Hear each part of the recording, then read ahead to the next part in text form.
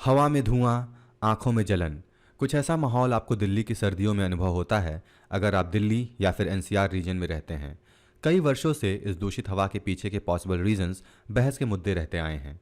क्या यह प्रदूषण दीपावली में जलने वाले पटाखों की वजह से है या फिर हरियाणा और पंजाब में खेतों की पराली जलने के कारण होती है? इस वीडियो में हम पोल्यूशन को ब्रीफ में जानेंगे और उससे रिलेटेड कुछ टर्मिनोलॉजीज को भी समझेंगे। यहाँ पर हम ये भी देखेंगे कि हर साल दिल्ली कोर्ट दिल्ली में पटाखों पर बैन क्यों लगा देती है, और अंत में हम देखेंगे कि दिल्ली इस प्रदूषण से कैसे लड़ती है। सेंट्रल पोल्यूशन कंट्रोल बोर्ड के 2022 की रिपोर्ट के अनुसार 156 शहरों में 3 शहरों में हवा की गुणवत्ता बहुत ही खराब रही। बहुत ही खराब का मतलब है कि इन शहरों में वायु गुणवत्ता सूचकांक यानी कि एयर क्वालिटी इंडेक्स 300 से ज़्यादा रहा, जबकि 21 शहरों की हवा की गुणवत्ता खराब श्रेणी में दर्ज की गई। प्रदूषण एक ऐसा अभिशाप है जिसका जन्म विज्ञान से हुआ, जिसका परिणाम पूरी दुनिया को भुगतना पड़ रहा है। प्रदूषण का सिंपल सा मतलब होता है प्राकृतिक संतुलन में दोष पैदा करना, यानी कि नेचर में प्रॉब्लम क्रिएट करना।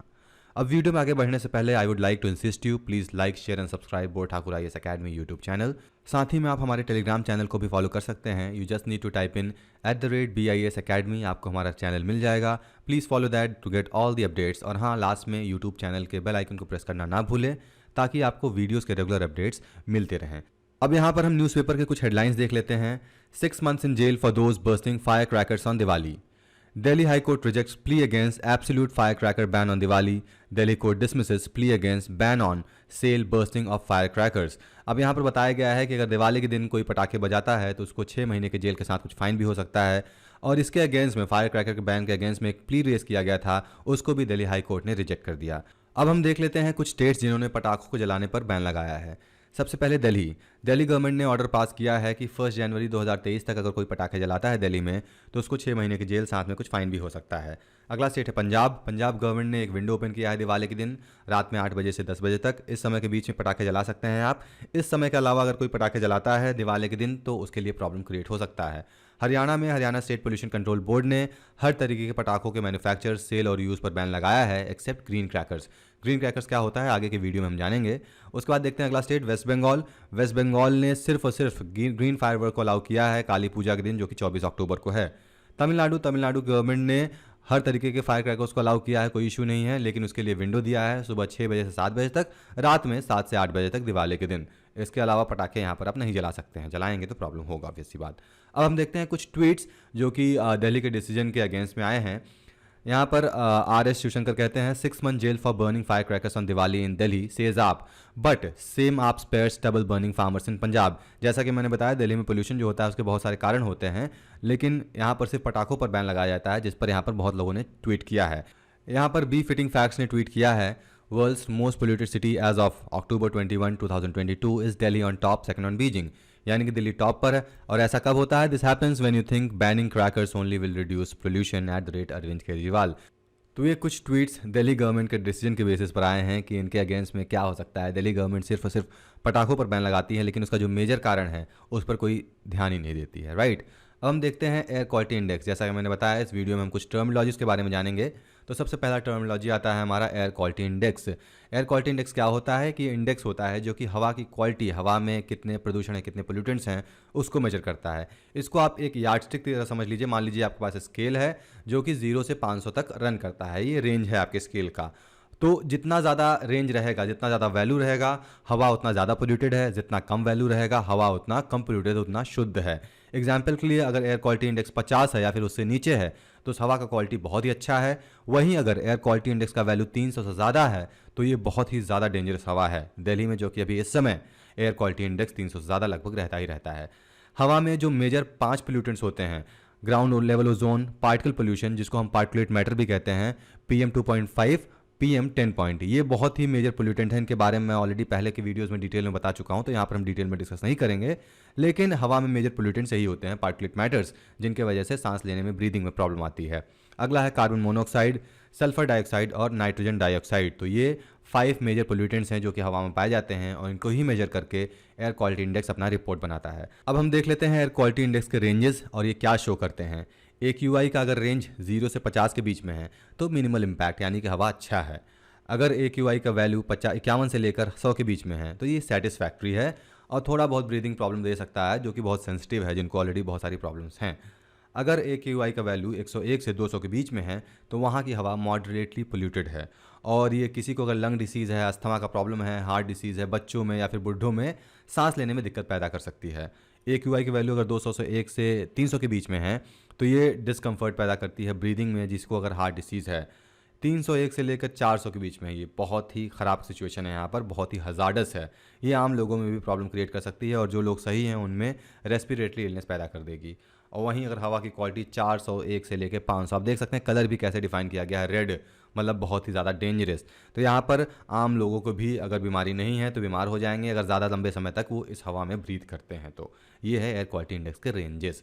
अगला कॉन्सेप्ट हमारे ग्रीन क्रैकर्स, हम आगे पिछले देख चुके हैं ग्रीन क्रैकर्स क्यों यहाँ पर चर्चा का विषय है, क्योंकि कई स्टेट्स ने ग्रीन क्रैकर पर बैन नहीं लगाया है, इसको परमिट किया गया है, राइट। तो ये जो ग्रीन क्रैकर है ये 2 ऑर्गेनाइजेशन ने मिलकर बनाया है। कौन कौन ऑर्गेनाइजेशन है? Council of scientific industrial research और national environmental and engineering research institute, इन्होंने मिलकर बनाया है। और इसके CSIR ने, काउंसिल ऑफ साइंटिफिक रिसर्च, इनके 230 कंपनीज आइडेंटिफाई किए हैं, एग्रीमेंट साइन किए हैं ताकि ये पटाखों को मैन्युफैक्चर कर सकें और इसको अवेलेबल कर सकें सेल के लिए, ताकि लोग इसको यूज़ करें और एनवायरनमेंट में कम से कम पोल्यूशन हो। अगर डेफिनेशन की बात करें तो CSIR और NEERI, अभी हमने देखा कि ऑर्गेनाइजेशन पटाखों को बनाया है, तो इन्होंने ग्रीन क्रैकर्स को ऐसे डिफाइन किया गया है कि ऐसे फायर क्रैकर्स या ऐसे फायर वर्क जिसका शेल साइज़ रिड्यूस होता है, कम होता है। शेल साइज़ मतलब कि जैसे पटाखा है तो एक बड़ा सा पटाखा होता है, तो उसको अगर हम साइज़ कम कर लें तो पहला तो ये हो गया। दूसरा, इसमें ऐश का यूज़ नहीं होना। ऐश मतलब राख से ही हवा में पार्टिकुलेट मैटर फैलते हैं, तो इनका भी यूज़ ना हुआ हो, और जो भी रॉ मटेरियल है उसको भी कम से कम यूज़ किया गया हो, और लास्ट में जो एमिशन निकलता हो वो एक पर्टिकुलर पार्टिकुलेट मैटर से रेफरेंस में कम होता हो। अगर हम ग्रीन क्रैकर्स को कन्वेंशनल क्रैकर से कंपेयर करें तो इनका जो नॉइज़ होता है 30% तक कम होता है। तो ऐसे कैटेगरी में पटाखे जो भी आते हैं उनको हम ग्रीन क्रैकर्स कहते हैं। आजकल अगर आप मार्केट में घूम रहे होंगे तो वहाँ पर एक इलेक्ट्रिक क्रैकर्स भी आपको मिल रहे होंगे, जहाँ खींचिए उसको अलग अलग साउंड्स निकलते हैं, तो ये भी ग्रीन क्रैकर्स के अंडर में आ जाता है, right. So this is green crackers. आगे हम देख लेते हैं, एक स्टडी की गई थी जहाँ पर बताया गया था, क्लियर किया गया था कि दिल्ली की जो पोल्यूशन का रीज़न है वो फायर क्रैकर ना हो के स्टबल बर्निंग है। हालांकि फायर क्रैकर से भी पोल्यूशन होता है, लेकिन जो मेजर रीज़न है वो स्टबल बर्निंग की वजह से होता है। यहाँ पर स्टडी में क्या पाया गया था? तो स्टडी में देखा गया था जो बायोमास बर्निंग है ये दिल्ली के एयर पोल्यूशन में, जो भी नेशनल कैपिटल में पोल्यूशन होता है उसका एक मेजर कारण है। क्योंकि जो दिवाली का फायर क्रैकर का जो पोल्यूशन होता है वो लगभग 1 दिन से ज़्यादा नहीं रहता है, 1 दिन रहेगा फिर उसके अगले दिन मैक्स टू मैक्स खत्म हो जाता है। तो जो मेजर रीज़न पोल्यूशन का वो बायोमास बर्निंग या फिर स्टबल बर्निंग ही होता है। फायर क्रैकर एमिशन के अलावा व्हीकल पोल्यूशन, इंडस्ट्रियल एमिशन, कोल कंबशन, डस्ट पार्टिकल, इन सभी को भी कंसिडर किया गया था स्टडी के लिए। देखा गया था कि क्या ये सभी मेजर कारण हैं कि जो इस समय दिवाली के समय में जो पोल्यूशन होता है उसका मेजर रीज़न क्या है। तो यहाँ पर अल्टीमेटली पाया गया था कि बायोमास बर्निंग जो होता है वो की कंट्रीब्यूटर होता है। अब ये कैसे पाया गया? आखिर में पोल्यूशन तो हवा में है, तो होता क्या है, जो भी पोल्यूटेंट्स होते हैं फायर क्रैकर के और बायोमास बर्निंग के जो पोल्यूटेंट्स होते हैं वो दोनों अलग होते हैं। पोल्यूटेंट्स भी हम आगे वीडियो में देखेंगे। पोल्यूटेंट्स मतलब कि एयर में जो भी मेजर पोल्यूटेंट्स, जैसे कि हमने देखा कार्बन मोनोऑक्साइड, नाइट्रोजन ऑक्साइड, ये सारे जो पोल्यूटेंट्स होते हैं हवा में होते हैं वो अलग होते हैं। फायर क्रैकर्स के मामले में डिफरेंट होते हैं, बायोमास बर्निंग के मामले में डिफरेंट होते हैं। इसीलिए आइडेंटिफाई करना आसान हो गया कि रीज़न क्या है। आखिर में दिवाली के दिन में जो पोल्यूशन हाइप होता है वो सिर्फ दिवाली के रात में, अगले दिन सुबह तक दिवाली की वजह से जो पोल्यूटेंट होते हैं वो ख़त्म हो जाते हैं। लेकिन बायोमास बर्निंग की वजह से जो पोल्यूटेंट होते हैं वो throughout the test same रहे हैं, वो चेंज नहीं हुए हैं। तो इससे ये अल्टीमेटली फाइनल हुआ है, बताया गया रिसर्च के अकॉर्डिंग कि बायोमास बर्निंग की वजह से ही पोल्यूटेंट, मेजर पोल्यूटेंट दिल्ली का है। अब इस स्टबल बर्निंग क्या होता है? तो स्टबल बर्निंग सिंपल सा मतलब होता है हरियाणा, पंजाब या फिर आप कह सकते हैं नॉर्थ वेस्ट स्टेट्स में ये प्रैक्टिस होता है। इवन उत्तर प्रदेश में भी ये प्रैक्टिस होता है। खेतों में फसल काटने के बाद जो भी बचते हैं क्रॉप के रेसिड्यू, उसको निकालना जो होता है ज़्यादा महंगा पड़ता है। इसके वजह से क्या करते हैं लोग, खेतों को जला देते हैं। खेतों में जो भी बचे हुए रहते हैं क्रॉप के पार्ट जला देते हैं। जलाने से उनका जो खर्चा होता है वो बचता है और वो अगला फसल अपना ईजिली वहाँ पर उगा सकते हैं। कहाँ कहाँ पर होता है ये हम ऑलरेडी बता चुके हैं। पंजाब, हरियाणा और उत्तर प्रदेश, लगभग वो नॉर्थ वेस्ट के इंडियन स्टेट्स में जो होता है यहाँ पर ये प्रैक्टिस की जाती है। अब इससे नुकसान क्या होता है? पोल्यूशन सबसे बड़ा नुकसान है। इसमें मीथेन गैस प्रोड्यूस होता है, कार्बन मोनोऑक्साइड गैस प्रोड्यूस होता है, वॉलेटाइल ऑर्गेनिक कंपाउंड प्रोड्यूस होते हैं। साथ ही में सॉइल की फर्टिलिटी भी घटती है। क्यों घटती है? क्योंकि जो वहाँ पर क्रॉप्स होते हैं, उसको बचे हुए क्रॉप्स होते हैं उनको जला देते हैं, तो जो सॉइल में जो न्यूट्रिएंट्स होते हैं वो ख़त्म कर देते हैं और सॉइल को वो फर्टिलिटी कम कर देते हैं। हीट जलाने की वजह से हीट भी प्रोड्यूस होता है, तो ज़मीन में पेनिट्रेट करते हैं अंदर की तरफ, और वहाँ पर जो भी मॉइस्चर होता है या फिर यूजफुल माइक्रोब्स, जो माइक्रो ऑर्गेनिज्म होते हैं, उनको भी ये नष्ट कर देते हैं। तो स्टबल बर्निंग कई तरीके से नुकसानदायक है, इसलिए इसको रोकना ज़रूरी है। इसके ऑल्टरनेटिव्स पर भी बहुत ज़्यादा काम किया गया है। पूषा करके एक लाया गया था ताकि इससे जो ये भी रेसिड्यू होते हैं उसको गला सकें और स्टबल बर्निंग से छुटकारा मिल सके। बहुत ही सारा काम किया जा रहा है, देखते हैं आगे इस पर क्या काम किया जाता है। अगर इस प्रॉब्लम का सॉल्व कर लिया जाए, सोल्यूशन निकाल लिया जाए, तो एयर पोल्यूशन में काफ़ी रिडक्शन देखने को मिल सकता है। अब हम देखते हैं एयर पोल्यूशन क्या है और इसके इम्पैक्ट्स क्या हैं। तो यहाँ पर कुछ रिपोर्ट देखेंगे सबसे पहले कि एयर पोल्यूशन का इम्पैक्ट क्या है। लैंसेट प्लेनेटरी हेल्थ रिपोर्ट ये एक पोल्यूशन से रिलेटेड रिपोर्ट निकालती है। यहाँ पर बताया गया है कि इंडिया में पोल्यूशन से जो डेथ होता है पूरे दुनिया में सबसे ज़्यादा होता है। 2019 की रिपोर्ट है ये। 2019 तक इंडिया में पोल्यूशन की वजह से सबसे ज़्यादा डेथ होता है। अगर नंबर्स की बात करें तो 16.7 लाख डेथ सिर्फ और सिर्फ 2019 में हुए थे।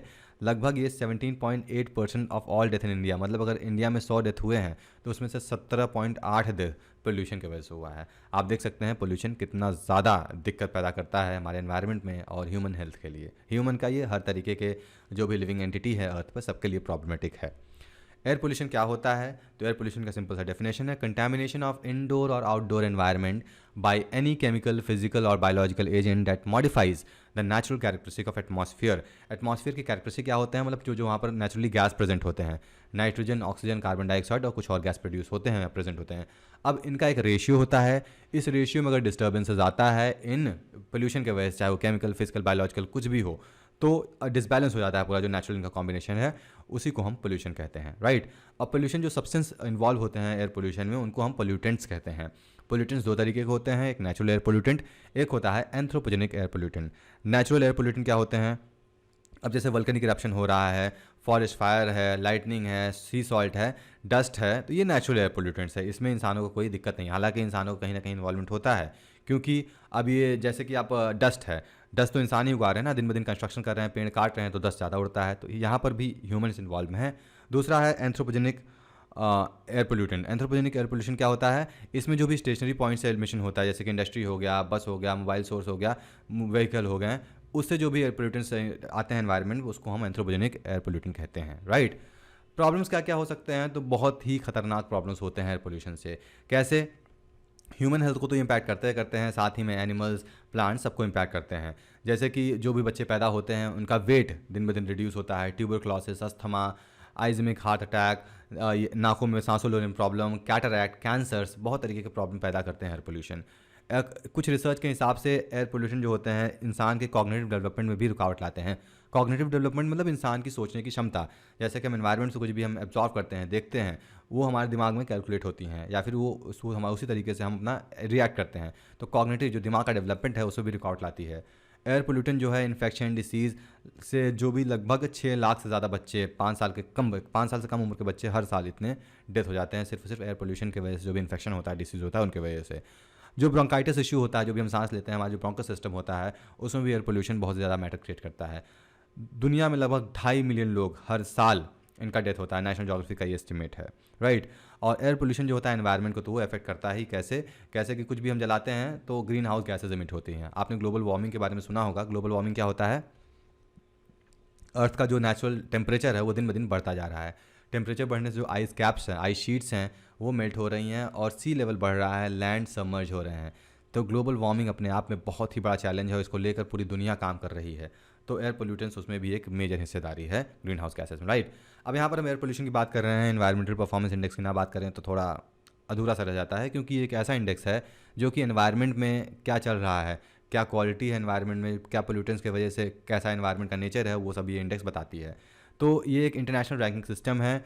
किसी भी देश की सस्टेनेबिलिटी क्या है, हेल्थ सस्टेनेबिलिटी क्या है, एनवायरनमेंट क्या है, उससे रिलेटेड ये रैंक प्रोवाइड करती है। ये 2 साल में एक बार रैंक होता आता है। ये 2002 से स्टार्ट हो गया था और इसे World Economic Forum, Yale centre and environment law policy, ये ऑर्गेनाइजेशन मिलके, और Columbia University centre for international earth science information network, ये 3 ऑर्गेनाइजेशन मिलके ये एनवायरमेंटल परफॉर्मेंस इंडेक्स प्रोड्यूस करती हैं। यहाँ पर लास्ट टाइम का जो रिपोर्ट आया था उसके अकॉर्डिंग इंडिया का रैंक 180th था, मतलब बहुत ही लो रैंक था, राइट। मतलब इंडिया में पोल्यूशन बहुत ही ज़्यादा है, इंडिया में पोल्यूशन भी ज़्यादा है, गरीबी भी ज़्यादा है, बहुत सारे के इंडेक्सेस हम देख रहे हैं, इंडिया का रैंक बहुत अच्छा नहीं हो पा रहा है। इस पर काम करने की बहुत ही ज़्यादा ज़रूरत है। अब हम लास्ट में देखेंगे दिल्ली कैसे पोल्यूशन से लड़ता है। तो इसके लिए एक ग्रेडेड रिस्पॉन्स एक्शन प्लान बनाया गया था, जिसको शॉर्ट में ग्रेप भी कहते हैं। तो ग्रेप 4 स्टेजेस में लागू किया जाता है, स्टेज 1, 2, 3 एंड 4। अलग अलग स्टेजेस में अलग अलग एयर की क्वालिटी देखी जाती है। जब एयर की क्वालिटी बिगड़ती है तो स्टेजेस इंप्लीमेंट किए जाते हैं। स्टेज 1 की बात करें, जब हवा में पार्टिकुलेट मैटर 2.5 61 माइक्रोग्राम पर मीटर क्यूब होता है, और या फिर पार्टिकुलेट मैटर 10 101 माइक्रोग्राम पर मीटर क्यूब। ये अगर देखा जाता है हवा में, ये एयर क्वालिटी इंडेक्स का मेजरमेंट है, अगर ये देखा जाता है तब यहाँ पर जो भी झाड़ू लगाते हैं उसको मैकेनिकल किया जाता है, मतलब मशीन से होता है। सड़कों को धोया जाता है। फायर क्रैकर्स पर बैन लगाया जाता है जैसे अभी देखा गया, और जो भी व्हीकल्स पोल्यूशन एमिट कर रही है उनको स्क्रूटनाइज किया जाता है और उन पर रोक लगाया जाता है। अगर स्टेज 2 में पहुंचती है एयर क्वालिटी इंडेक्स, जैसे कि पार्टिकुलेट मैटर 2.5 121 माइक्रोग्राम पर मीटर क्यूब के ऊपर आ जाता है, या फिर PM10 351 माइक्रोग्राम पर मीटर क्यूब आ जाता है, तो यहाँ पर डीजल जनरेटर्स जो भी यूज़ होते हैं दिल्ली में उनको बैन लगा दिया जाता है। पार्किंग फ्री जो होते हैं उसको कम कर दिया जाता है। कोल फायरवुड ईटरीज यहाँ पर उनको यूज़ करना बंद कर दिया जाता है, और लोगों से कहा जाता है कि अपने जो भी प्रॉब्लम है, जिनको रेस्पिरेटरी प्रॉब्लम है, हार्ट का प्रॉब्लम है, वो घरों में रहें। स्टेज 3 पे जब पहुंचता है तो यहाँ पर पार्टिकुलेट मैटर 2.5 250 माइक्रोग्राम पर मीटर क्यूब, या फिर पार्टिकुलेट मैटर 10 430 माइक्रोग्राम पर मीटर क्यूब से ऊपर जाता है, तो यहाँ पर रोड की सफाई बहुत तेज़ी से की जाती है, मतलब जल्दी जल्दी रोड साफ़ किए जा रहे हैं। ईंटों की भट्टी को बंद कर दिया जाता है, और कोल बेस्ड जो भी पावर प्लांट हैं NCR के आसपास, उन पर भी रिस्ट्रिक्शन लाया जाता है। लास्ट में स्टेज 4 है, इमरजेंसी कंडीशन होती है जब पार्टिकुलेट मैटर 2.5 300 से ज़्यादा ऊपर हो जाता है, पार्टिकुलेट 10 500 से ज़्यादा ऊपर हो जाता है, तब यहाँ पर शहर में ट्रक की एंट्री भी बंद की जाती है। अगर कोई ज़रूरी सामान नहीं है तो शहर में ट्रक भी नहीं एंटर करेगा। कंस्ट्रक्शन वर्क पे पूरी तरीके से बैन लगा दिया जाता है, और ऑड और इवन कॉन्सेप्ट चलाया जाता है। आपने ये सुना होगा, दिल्ली का बहुत ही अच्छा स्कीम आया था, जहाँ पर एक दिन ऑड नंबर व्हीकल चलते थे, दूसरे दिन इवन नंबर वाले व्हीकल चलते थे। इस तरीके से दिल्ली की सड़कों पर व्हीकल का संख्या आधा हो जाता था, तो पोल्यूशन में काफ़ी कंट्रोल होता था, राइट। अब हिस्ट्री की बात करें टाइमलाइन की, तो सबसे पहले ग्रेप 2016 में आया था, सुप्रीम कोर्ट के वर्डिक्ट में आया था ये, MC Mehta versus union of India case. इस केस में सुप्रीम कोर्ट ने ग्रेप फॉर्मेशन के लिए बताया था। आगे चलकर इसमें 3 स्टेजेस थे, पहले initially, moderate, poor, very poor. आगे चलकर इसमें एक इमरजेंसी भी ऐड कर दिया गया, जैसा कि हमने देखा 4 स्टेजेस में ग्रेप लागू किया जाता है। ग्रेप सबसे पहली बार एनवायरनमेंट मिनिस्ट्री द्वारा 2017 में लागू किया गया था। उस समय ये सिर्फ पार्टिकुलेट मैटर 2.5 और पार्टिकुलेट मैटर 10 के लेवल्स मॉनिटर करता था। अभी बहुत सारे फैक्टर्स में ऑलरेडी आ चुके हैं। 2020 तक बहुत सारे मॉडिफिकेशन आ गए हैं, इसमें ozone, sulphur dioxide, oxide of nitrogen, इन सबको भी कंसिडर किया जाता है ताकि एक पूरी तरीके से कॉम्प्रिहेंसिव AQI जनरेट हो सके, राइट। अब यहाँ पर कुछ दिल्ली के कैंपेन हैं ताकि पोल्यूशन से ये फाइट कर सकें, ताकि Delhi government launches campaign for pollution free Diwali light. 51,000 दिया, 51,000 दिया यहाँ पर जलाया जाएगा। पटाखों पर बैन ऑलरेडी लगाया जा चुका है, और रेस्टोरेंट में जो भी फायरवर्क होते हैं, कोयले का यूज़ होता है, इन पर भी बैन लगाया जा चुका है, right. So that's all for today's video. I hope आपको वीडियो कॉन्सेप्ट समझ में आ गया है। Thank you for watching, and yes, a very happy and prosperous Diwali from bore Thakur IAS Academy family. And at the end, please subscribe the YouTube channel and press the bell icon to get regular update. See you next video with new topic. Till then, goodbye.